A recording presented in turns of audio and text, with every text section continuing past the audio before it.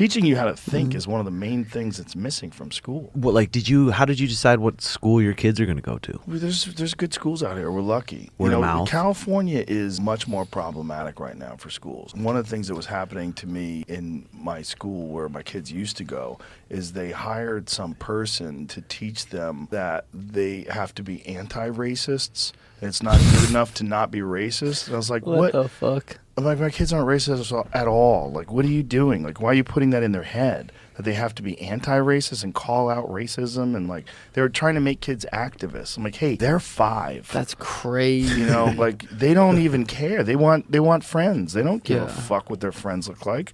They're trying to have a good time. They're 5. They're just playing. You're indoctrinating them into this woke, guilt-free or guilt-ridden ideology that you're carrying around with you, and you feel like you have an obligation to impose this on children. Our goals should have always been what the goals were that the liberals had in like the 60s and the 70s, a colorblind society. The Martin Luther King notion that we should treat people by the content of their character, not the color of their skin. I didn't like the woke shit. I didn't like that they were, trying to ask kids their pronouns. And How did you find out that they were doing that? we got an email. It was an email like from Anti-racist email? Yeah, it was like right around the George Floyd time. Damn. Because some people, what happens is there's a social movement, and they hop on that social movement to enhance their own career. There's people that do stuff like that, or it cannot be that. It could be any kind of social issue. You want that social issue to be a bigger deal than it is. You're attached to that. Part of it is you're attaching yourself to something that makes you look virtuous, and it also enhances your career. So it's like a thing you're doing. It's very rare that when people are like proselytizing and out there trying to indoctrinate people into certain ideas, it's very rare they're doing it just for true altruism. Like they think that those ideas are just immensely beneficial. They're also doing it to boost themselves up. It's just control, man. People love to fucking control people. And if they can control people because there's some guilt thing and a horrible social issue like the George Floyd thing, where everybody's kind of on board, like, oh my God, they killed that guy. This is horrible. Watching that, what kind of police brutality and racism and all these different things. And then someone says, I know what I'm going to do. I'm going to ride this fucking wave, and I'm going to get a job in schools, and I'm going to start indoctrinating people. They wound up firing that person. That person was going ham. Damn. But, the whole school was like, it shifted. It shifted with the social tide. And I was like, you're not supposed to be doing that to kids. You're supposed to be teaching kids. Let's just teach them life. I don't like you, so I don't want you putting your shitty philosophy, your shitty judgmental philosophy, and indoctrinating children with it. Because I think you're a moron.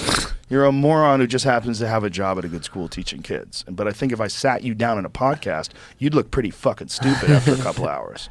Right. There's a lot of these people that they don't get their ideas challenged. And now they're huge. And they're teaching 8-year-olds. And not just teaching them how to read. Yeah, and how do you know you're a boy, Billy? Oh, God. Jesus. You seem pretty feminine. Yeah, right. Did you ever pick a doll when you should have picked a truck? Do you like pink? Yeah. Do you monitor your kids on like TikTok, how much they're on it and stuff? Yeah, we monitor them. They can't have their phones at night. It's great. That's smart. But I don't stop them from doing anything. I don't stop them from eating junk food. I don't stop them from playing on their computers. I don't stop them from playing with their phone. But I do emphasize the value of discipline, and they obviously see that I work hard and my wife works hard. And we just talk to them about stuff. I think if you deny kids social media, one of the things you're going to do is you're going to kind of socially alienate them because all their friends are on social media. But then there's also this thing where kids are living in a new world. And even though you didn't grow up in that world, if you say, oh, this social media, I think they're getting an adversity that you're not going to get. And they're going to get some resilience from that adversity.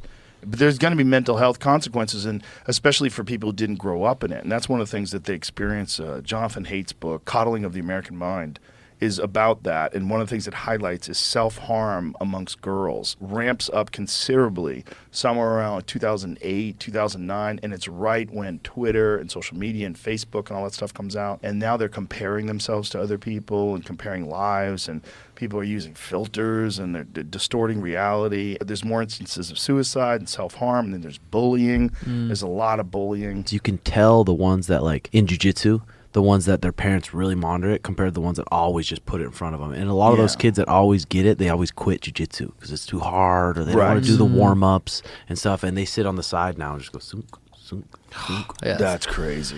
It's so wasteful. It's so bad for you. Yeah. It's just so dumb. And, I talk about it, but then I did it the other night. The other night, I was going to go to bed. It was 10:30, and I said, I'm going to go upstairs. I'm going to go upstairs, rather, and just see what's going on online. And so I got online. I started watching YouTube videos. So then easy. Then I went down a rabbit hole with the UFO disclosure. and it's like 3 hours later. I'm like, what am I doing? Go to bed.